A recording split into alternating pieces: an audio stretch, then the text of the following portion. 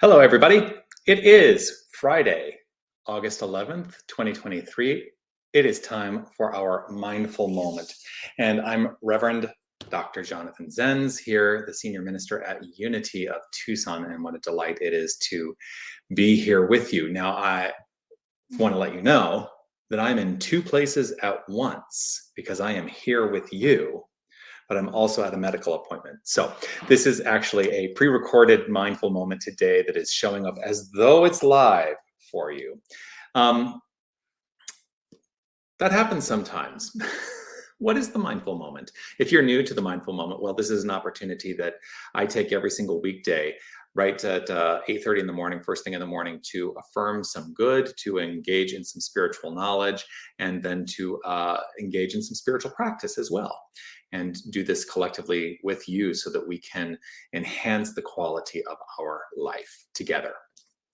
I do also like to offer this reminder, which is to say, you are love, you are light, you are life, you are magnificent. And I am so grateful that you shine your light and share your magnificence with the world. Keep doing that, will you? So yes, this is pre-recorded. I am at the doctor right now and here with you. And when I thought about what I wanted to say today, well, it was very clear to me. I actually did a talk a couple weeks ago. One of the things that came up in the talk, I said, spirituality, the goal of spirituality is not about, making everything right and perfect and, it's got to be all peaceful and blah, blah. It's like to say that in the midst of the chaos, spirituality is there to help invite us into greater expressions of understanding that there's another side to it all. Well, I was reflecting on this idea and I looked up on my bookshelf and there's this book on my shelf that I studied many years ago called Care of the Soul by Thomas More. And again, it's one of those days I flipped it open, saw something that jumped out off the page to me, and I thought that this is what was wanting to be shared today. In it, he wrote that our goal is not to make life problem free. He's talking about that basically the goal of spiritual practice. Our goal is not to make life problem free, but to give ordinary life the depth and value that comes from soulfulness. Our goal is not to make life problem free, but to give ordinary life the depth and value that come from soulfulness. So essentially what he's saying in this, and I agree with this, is that, I think many of us come to the philosophy of spirituality, whatever path that is, and here it's specifically the path of new thought. Many of us come to it because there are issues in our lives that we would like to have solved. And ultimately, we're not here to be problem solvers. Rather, I think that if we understand the nature of the philosophy, that we're here to be quality enhancers, that we can enhance the quality of our life in light of all the things that we perceive are going awry. Now, the good news is that as we do the inner work to enhance the quality of our lives, we find that those problems, those perceptions of problems dissipate more and more and more. It's not to say that they ever go away, although I think they can.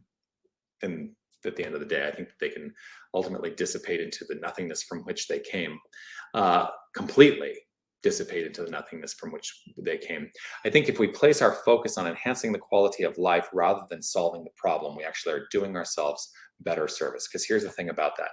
If you are focused on solving the problem, you are keeping the problem as a construct in mind to be solved. So the universe, the law of mind action, is always going to say, yes, I will uphold this problem in your life so that you're always looking for a solution to it.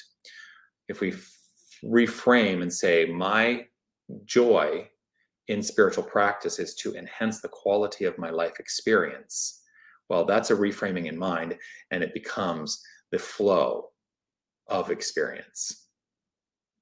How does that sound? I love that. And it's how I choose to live my life.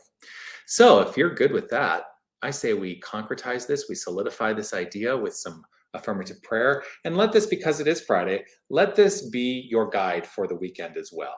that you approach the construct of your spiritual practice from the point of view of enhancing the quality of your life rather than simply trying to solve problems. Because as Thomas More says, our goal is not to make life problem-free, but to give ordinary life the depth and value that comes from soulfulness. So if it's safe and comfortable for you to close your eyes, I invite you to do so. Just allow yourself this opportunity to relax and breathe.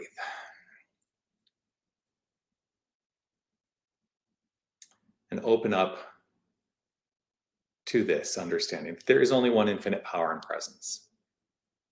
There is only one flow of energy. There is only one energetic source of creation. There is God and nothing else. This good, orderly direction, this principle that is beyond personality, for it is all that is. It is all personality. It is the universal, the omnipotence, the omnipresence, and the omniscience, of which we, each and every one of us, are a part. We are each a wholeness expressing in the infinite wholeness. Our core identity is this. And so I know that as we accept this more and more and more, as we accept this good, as we accept this, that our lives are flowing forth in a more enhanced way. The quality of our lives are consistently enhanced by the adoption and the acceptance of this soulful understanding that we are full of soul. That there are no problems to be addressed. There is only life to be enhanced. This is how I choose to live my life. This is how I choose to move forward. And I invite each and every one of us into a greater realization of this potential and possibility in a way that suits us best. I know that each and every one of us approaches this idea uniquely individualized, and what a blessing that is. And so life is good, and we are good in it. And so it is with joy and gratitude overflowing that I simply acknowledge this and say, yes, it is so. I let it be so as I relax, release, affirm, and know it by saying, and so it is.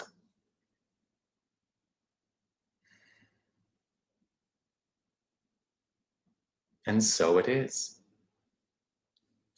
So there we are. Go out. Enhance the quality of your life. You are in charge. You get to make the decision. And I'm so grateful that you've made a decision to spend a little time with me here today.